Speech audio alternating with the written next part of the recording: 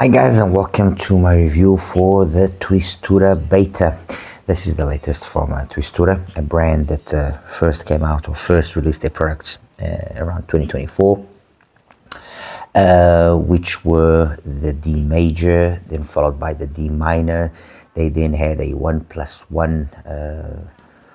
I believe I have it here. Actually, just give me 1 second. Yes, I believe I've got it here. Which is this one. I believe it was called the Sigma. Okay, and then later they released the Wood Note, and then now the beta. TWISTURA is one of those brands that isn't afraid to do things their way, and the products are a testament to that, let's say, philosophy. They go from using unusual shells, and this is a very unusual shell, something which we don't usually see too many brands attempting, and I can understand why that is the case. It can be something that can work out or not work out. In the case of the D minor and the D major, I would say that the success rate here wasn't perhaps the ideal. It is an IEM that does require a little bit of fiddling before you actually get it to sit in your ear properly. Once that is done, however, then the sound it can give and does give are pretty impressive, again, for the philosophy that the company is using. The other aspect that I like about TWISTURA is that they are an excellent way to see how different driver materials will yield different results. The D major uses a beryllium driver, the beta uses a glass flat diaphragm driver, the Wood Note a wood diaphragm, and the D minor an LCP, and each one of those drivers has its peculiarities, its way of doing sound. They have their own signature, okay, and it's very evident. There are a lot of similarities between the tuning of these IEMs. They all have a peculiarity again, which is the fact that every single one of TWISTURA's IEMs have exchangeable nozzles, and those nozzles do confer definite changes to the sound. I think the one that maybe there is the least change or difference from the tunings is on the beta, and to that effect I've actually gone and modified one of the nozzles, which is the black nozzle, to have a tuning which is then more present on the other IEMs, or tuning style that they also have present on the other IEMs. And I'm jumping ahead significantly, but that I think is the tuning that is missing here on the beta, and I think it is the tuning that, in my case at least, better suits the beta. Anyway, case and packaging and so on, very nice. We are talking about an IEM of around $130, so nice case, nice accessories, the exchangeable nozzles, exchangeable termination for the cable.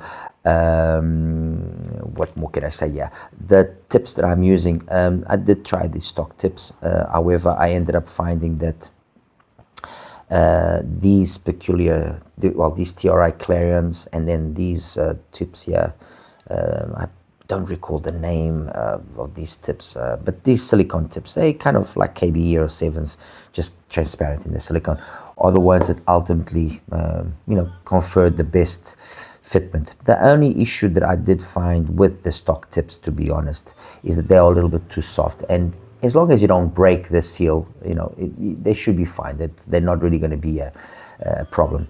The other issue that I did encounter was that the plastic involving here the cable on the hook was a little bit too tough, and it didn't allow the IEM to sit in my ear as ideally as I would like to. So I went out and I just cut it out and removed it, and now it's not an issue. As for the IEM itself, it's an all alloy shell, beautifully done, beautifully executed. It's got some venting there, as you can see. Okay, doesn't weigh a lot. It's relatively light. It just looks the part. It looks very, very smart. It does look like a product which is of this price or even more expensive. That's the reality. In terms of the hardware side of things, I mean, I can't really fault TWISTURA. They've and really, to be honest, I can't really fault them in any of the times. The wood note, I mean, one of my, I selected it as one of my favorite IMs of last year. It is a phenomenally amazing sounding IM. Honestly, I think of it what you want, but that's my opinion. And again, using a different type of material in there, in the actual IM, this wooden type of diaphragm. Anyway, let's delve into the sound and not get a little bit too carried away with stuff which doesn't really interest you guys. What is the interesting thing here about TWISTURA? They give us a fun sounding big bass sound here on the D minor, and then with the wood note they kind of also give us a big warm sound, but polished. So you kind of, I'm not going to say that if you can't afford the wood note, you buy the D minor and you're getting the same vibe. No, I'm not going to go that far. But what I'm going to say is that's the kind of philosophy of sound that I think they went for here.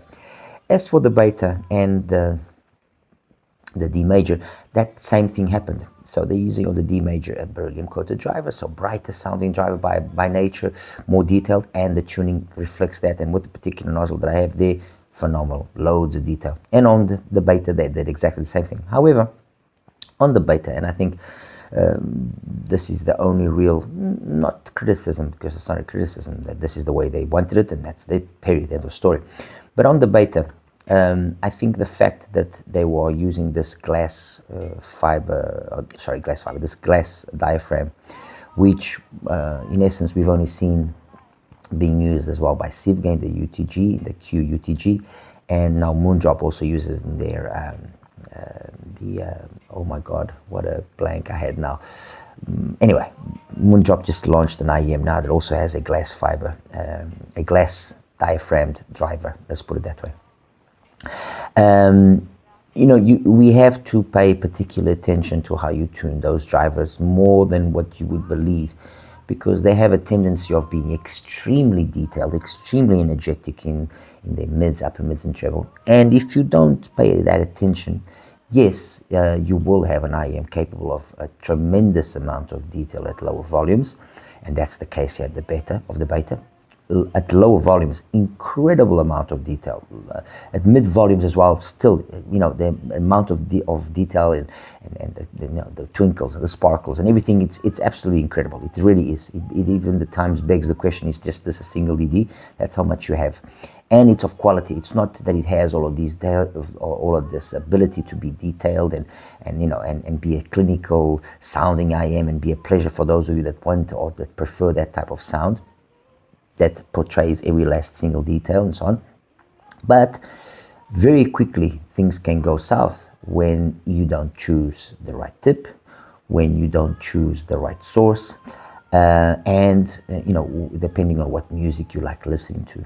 Okay, and that's where the beta, in my opinion, because the fact the three nozzles are almost identical. And when I show the graphs, you'll see what I mean. I think it would have been nice if they had done the tuning that I did on the third nozzle, on the black nozzle, and I think that if they had done that, some of the less favorable opinions that I've been hearing about the beta would have not been there, because with that little small mod, which is basically just adding a filter, nothing special really, the sound and the balance and everything, it's a completely different beast, the beta, completely different beast.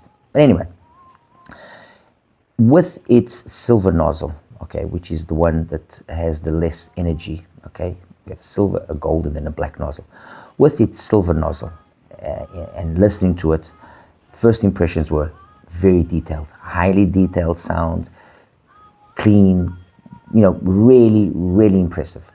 Once the volume passed a certain point, and it would usually be around 55-60%, then the scaling didn't continue or maintain itself as nicely as it had done so until up to then.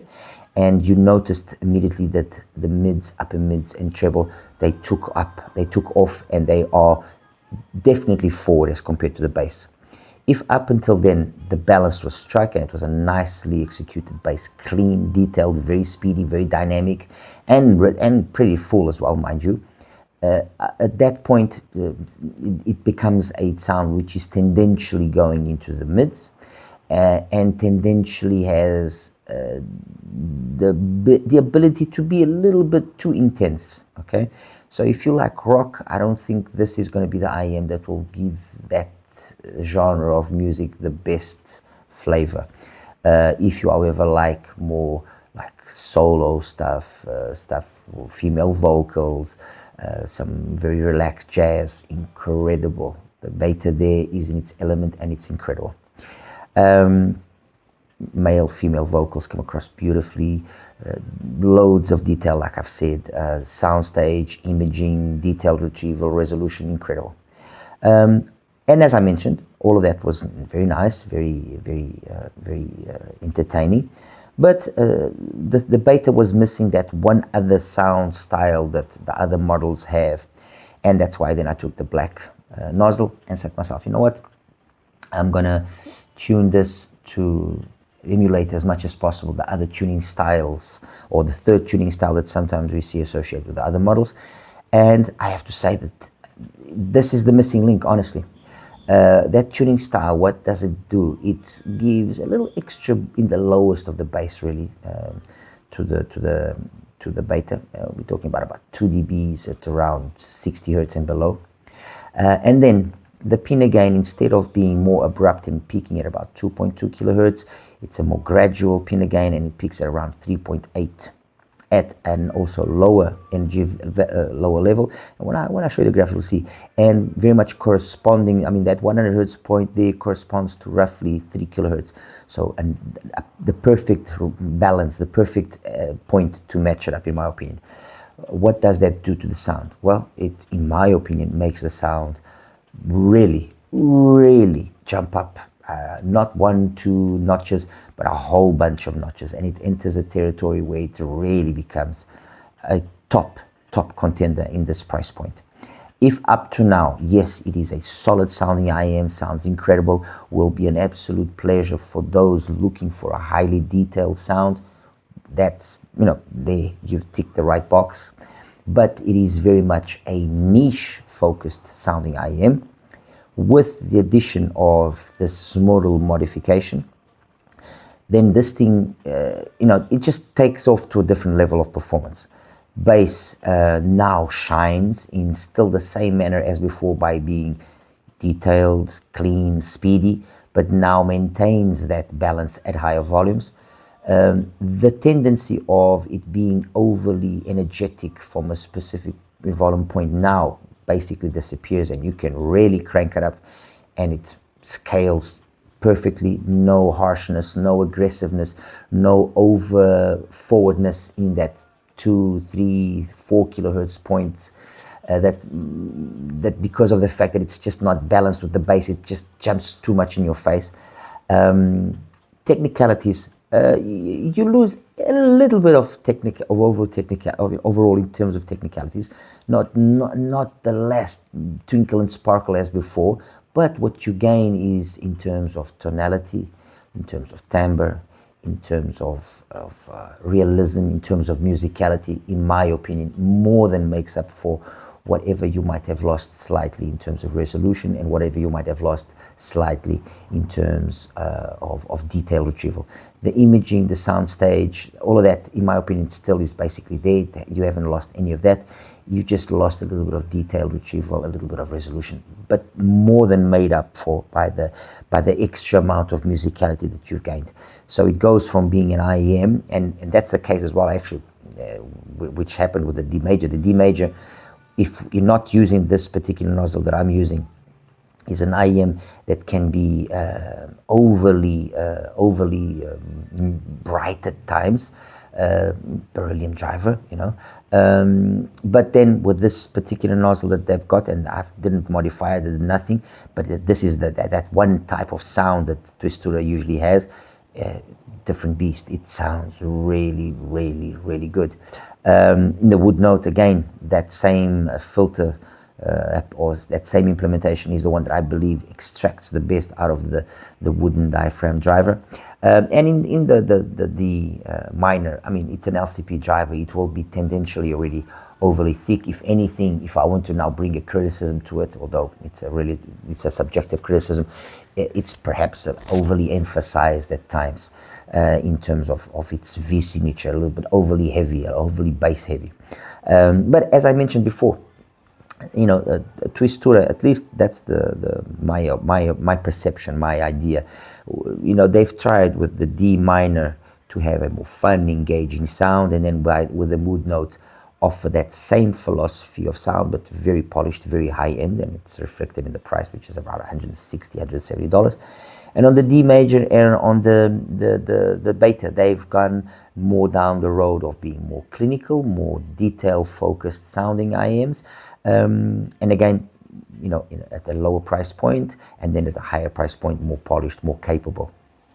And that's in essence, honestly, that's what I think. What more can I say? Honestly, really not much more. If you guys want, I can make a comparison of the beta with the other glass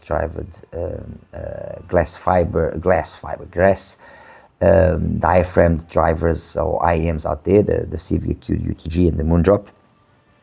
That's not a problem. Or if there's any other IEM that you would like me to compare, definitely. But the takeaway here for me, I think, with regards to TWISTURA is they are a brand that knows what they're doing. They implement their ideas very well. In the particular case here of the beta, it was just a pity that they didn't offer this third nozzle from stock the way that I was then able to just modify it. That's the only thing really that I think was a pity. And for those of you that want to know, it's just add a 500 grade filter to the nozzle. That's it. It's as simple as that. I played around with different grade filters, 100, 200, 300, 400, and then went straight to the 500, and yeah, that's the perfect. The others didn't really change much of that bass tuning. The 500 was just the right one, period. It's as simple as that. And that's it, guys. I think I've basically said everything overall, in my opinion. And as I said too, and as I alluded to in my initial, let's say, pre-review of the beta, it's done enough for me to be happy with it, and for it to be part of that group of IMs that I will definitely and do usually go to listen to more often, definitely. And this is also probably in terms of a glass fiber. Oh, here I go again with the glass fiber of a glass diaphragm driver. This is probably one of the nicest ones. The Moondrop is perhaps going to be a little bit safer in what they've done for the tuning. It's going to be something that will please more by the fact that they've used the house sound that they've used, that more harmonish kind of tune. The IVipQ UTG is suffering again from basically the same issue here of being tendentially over intense at specific volume levels, and will benefit, and it does benefit from a slight little adjustment in terms of the filtering, which I've also actually done to the IVipQ UTG, and the beta also, as I said, and I've repeated myself now a couple of times, but definitely will benefit from that little small mod. Anyway, guys, let me now quickly just show you the graphs and we'll wrap this up. Okay, let's talk now graphs, and let's start off here first with the stock silver nozzled version of the beta. And as you can see, definitely an emphasis here on the upper mids and treble, without a question. That 100 hertz point corresponding to about 1.5, which it is already enough to perceive that this is going to be a more brighter sounding IM. But the issue here is the fact that it's got that glass diaphragm driver, which take things to a different level in terms of energy in those frequencies those upper frequencies, mid-range, and treble. And so care must be taken. So with the silver nozzle, this is what you get. With the gold nozzle, it's an extra emphasis on that, very minor, but it's still there. And with the black nozzle, it's still even more emphasized. So it's a pity that they didn't just, kind of, trust me when I say the difference between the three of them is minimal. You do notice a never increasing amount of more detail, but also that same level of it becoming quicker, more reaching quicker its fatigue level. So what did I do? I took the black nozzle, this one here, and modified it with that 500 grade filter, like I said, and created this. Okay, so this is that third tuning style that we see in some of the other IEMs from TWISTURA. And with that tuning, which is the tuning that I then used and listened to, that 100 hertz point now corresponds to about 2.6, 2.7. The amount of energy that you got below that and what we've got here very nicely matches each other. You would think, oh, a lot of bass. No, trust me, this is a glass. That glass diaphragm has got a lot of energy, So things are still equally clean, detailed. The bass is speedy. It's a really impressive bass response, impressive.